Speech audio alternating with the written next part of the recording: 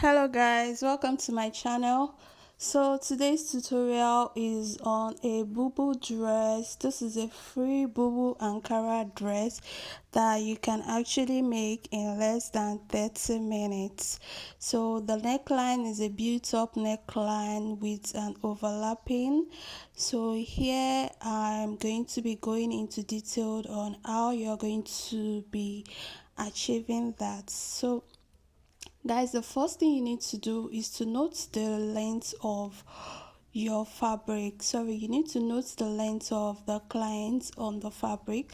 So here I used the full length of the tape rule, which was like 63.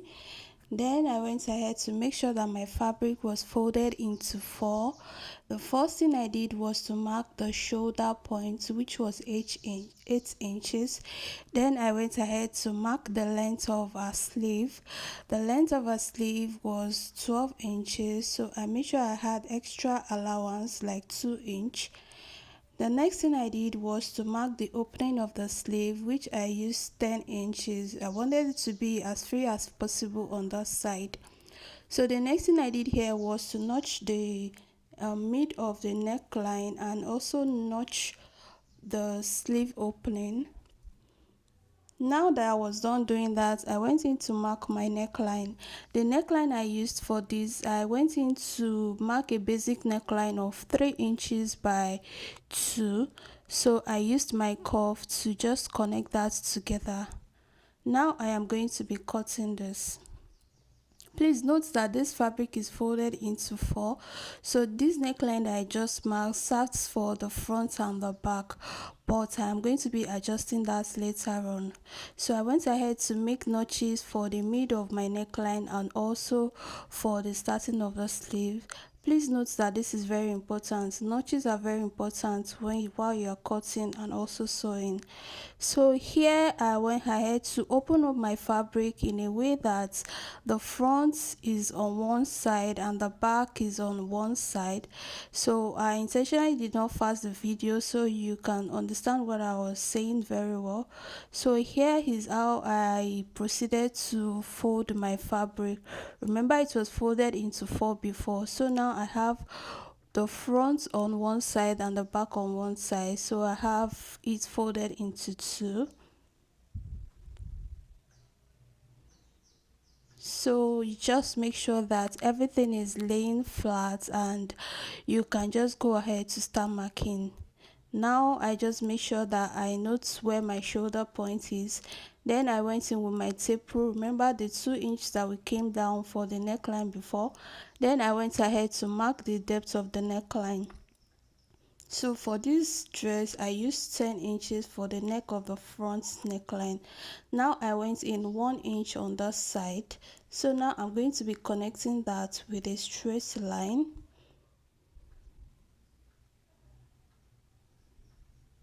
So this is where the collar is going to sit. So now that I was done marking the neckline for the front, so I'm just showing you what it looks like because it looks like it was not very visible on that part. So I'm going to be going ahead to cut it out. So I don't need to reshape the back neckline anymore because I'm very okay with what I have. So I went in to just notch the midpoint for the back and the front. So the next thing I'm going to be doing is just to measure that point, measure the neckline round up to that point. So that is where my collar is going to be stopping. So I had like 14 inches on that part. So I had to bring another fabric and fold it into two, so make it as long as possible to accommodate the length of your collar. So remember the 14 inches we marked earlier, so I'm going to be placing it on my new strip that I just cut.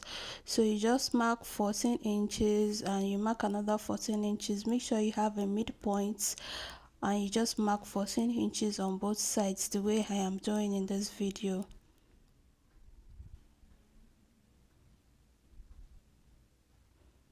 So if you're okay with the length, you can now go ahead to mark the width. For the width of the collar I used 2 inches. Remember, I came in 1 inches for the neckline, so this actually depends on individual preference and how much you want your collar to overlap.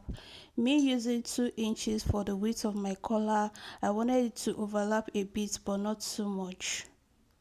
So I'm just going ahead to notch the midpoint of the collar. So I just went in to check if I was okay with it and everything was, in place. So now that I was done doing that, I went into hard stay to the collar. I used the hard stay and I went into gum, the side that has the gum on the wrong side of the fabric. So here I'm just folding it back into two and I'm going to be using my machine to just hold it down in place.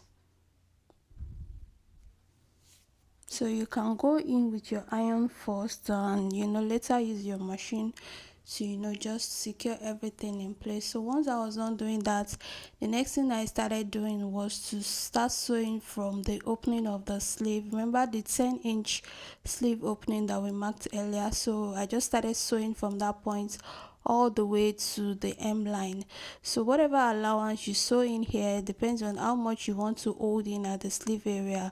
For mine, I used like 1.5 inches. So this is what I was saying. So whatever allowance you sew in there depends on how much fold you're going to have on that sleeve area. So once I came in with my fold like that, I'm just going to be using my machine to just hold everything down in place. Guys, if you're just joining us, thank you for joining us. The channel is called Easy Cutting. My name is Opeoluwa. I try to upload videos every week. Thank you for joining us. Please like our video if you found it helpful. Thank you, guys. So here I am just holding down the sleeve, so that's what it looks like when I was done. So I went ahead to do the other side like that. So that is what the other side was looking like. Now we can now focus on the collar. So there is the collar. I made sure that both notched parts was meeting, so I went in to start sewing from the back like that.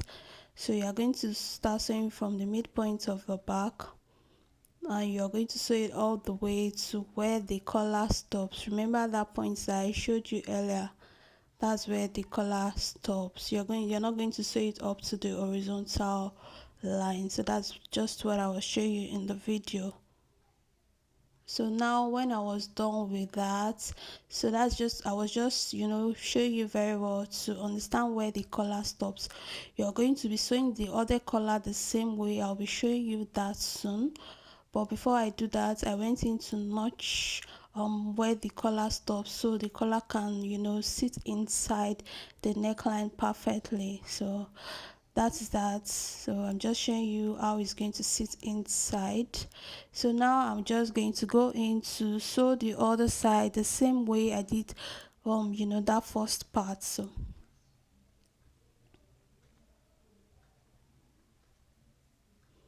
So once I get to the end like that, I'm just going to stop and I'm going to notch.